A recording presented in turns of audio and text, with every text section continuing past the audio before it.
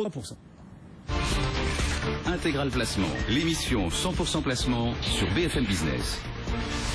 Et toute la semaine, on vous conseille pour investir dans le PEA-PME. C'est notre fil rouge de la semaine. On va en parler à présent avec Joachim Hazan. Bonjour Joachim.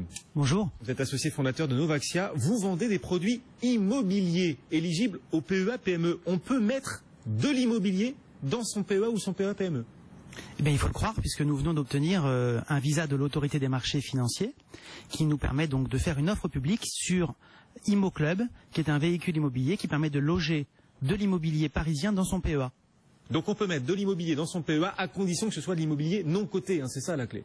Absolument, parce qu'il y a une interdiction depuis maintenant plusieurs années sur les sociétés cotées. Les SIC ne peuvent plus être éligibles aux véhicules PEA ou PEA-PME, à contrario des véhicules comme celui qu'on a lancé. Alors vous allez nous dire comment investir dans votre produit, quel est l'intérêt de votre produit. D'abord, de façon plus générale, quel est l'intérêt de mettre de l'immobilier aujourd'hui dans son PEA ou son PEA-PME, sans vous coller trop au micro? Très bien. Alors l'intérêt, il est très facile à comprendre.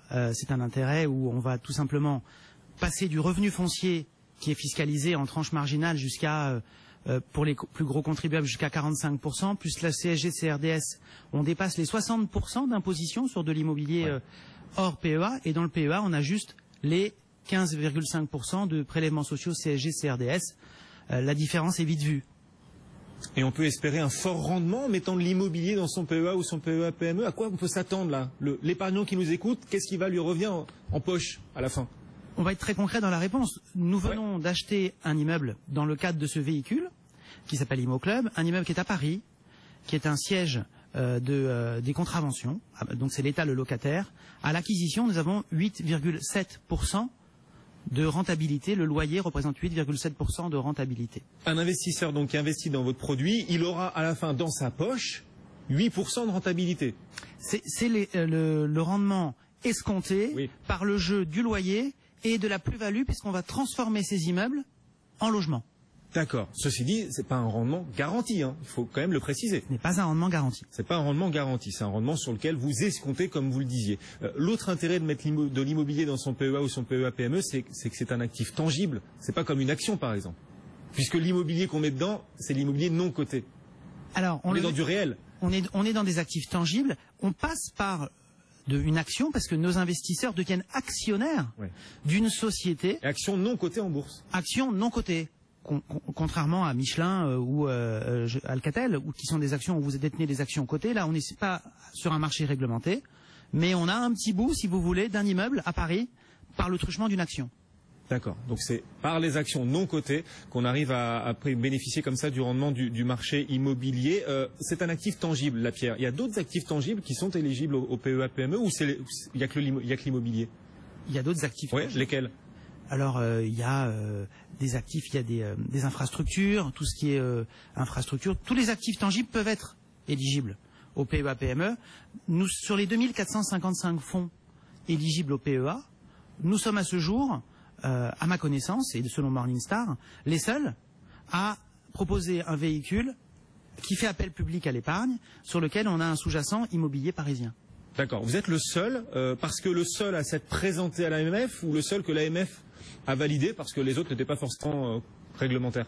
Je dirais que nous sommes en tout cas à ma connaissance les seuls à avoir obtenu ce visa. Je ne sais pas ce qui s'est passé entre temps. Et ça fait un mois que vous avez lancé votre produit, éligible donc au PEA-PME. Vous constatez une demande importante, les clients sont là déjà? Alors on a une ambition de lever 30 millions d'euros. En combien de temps? Jusqu'en novembre 2014, donc on s'est laissé un an. Et aujourd'hui on a toutes les chances de penser que pour l'été, le véhicule sera au plafond des 30 millions. Donc on résume, hein. On peut mettre de l'immobilier dans son PEA-PME, c'est intéressant parce que le rendement est intéressant, c'est un actif tangible, on n'est pas sur des actions cotées en bourse, mais sur des actions réelles, et un rendement qui est perçu par les loyers. Donc on est sur du tangible, vous nous dites votre produit est le plus intéressant, ok. C'est le seul en tout cas pour l'instant éligible au PEA-PME, donc en effet, de fait, c'est le plus intéressant. Est-ce que ce PEA-PME, d'après vous, va être un véritable levier, est-ce qui va permettre de faire venir le grand public vers le non-coté et d'évangéliser l'intérêt du non-coté auprès du grand public?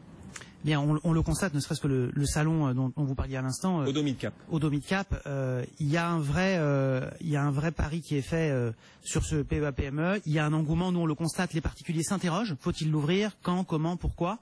Je préciserai par rapport à votre question également que notre positionnement, c'est la transformation de bureaux en logement. Donc il y a le loyer, mais il y a également le fait qu'on bascule un marché du bureau qui est atone vers un marché du logement qui est porteur. Et ça fait du rendement. C'est la clé. Merci Joachim. Joachim Hazan, associé fondateur de Novaxia, avec nous aujourd'hui dans Intégral Placement. Les marchés toujours en hausse, surtout l'Europe du Sud. La bourse de Milan qui gagne 1%, la bourse de Madrid qui gagne aussi 1% et le CAC 40 qui est derrière. Le CAC gagne 0,3 à peu près comme le DAX. On attend bien sûr la BCE cet après-midi. Décision de politique monétaire et surtout conférence de presse à suivre, à vivre en direct sur BFM Business. Et ce sera à 14h30. 10h, 12h30, Intégral Placement. 100% placement, 100% BFM Business.